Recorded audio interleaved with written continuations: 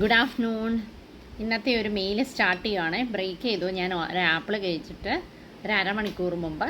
അത് കഴിഞ്ഞിട്ട് എൻ്റെ മെയിൽ എന്നാന്ന് വെച്ചാൽ 2 ഫുൾ മുട്ടയും 1 എഗ് വൈറ്റ്, ദെൻ 2 ചെറുതായതുവരെ 2 ക്യാരറ്റ്, ഒരു വലിയ കുക്കമ്പർ, ഒരു ടൊമാറ്റോ.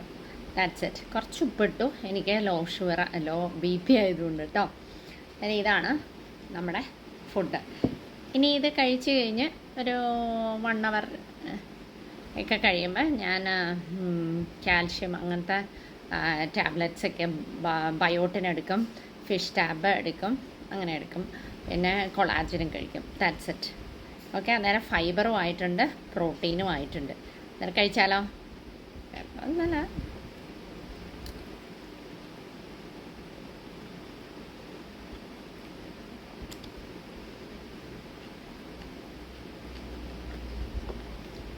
ഇങ്ങനത്തെ ഫുഡ് കഴിക്കാൻ ഏറ്റവും ഈസി വർക്കിംഗ് ആൾക്കാർ,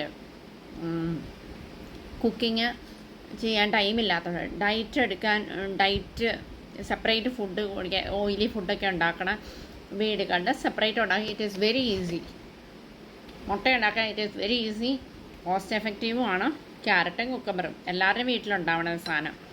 ഒരു തക്കാളി ഇട്ട് ജസ്റ്റ് ഉപ്പിട്ട് ഇത് ചെയ്തു. ഓക്കെ, ഇതാണ് ഇന്നത്തെ ഫുഡ് കേട്ടോ. Thank you.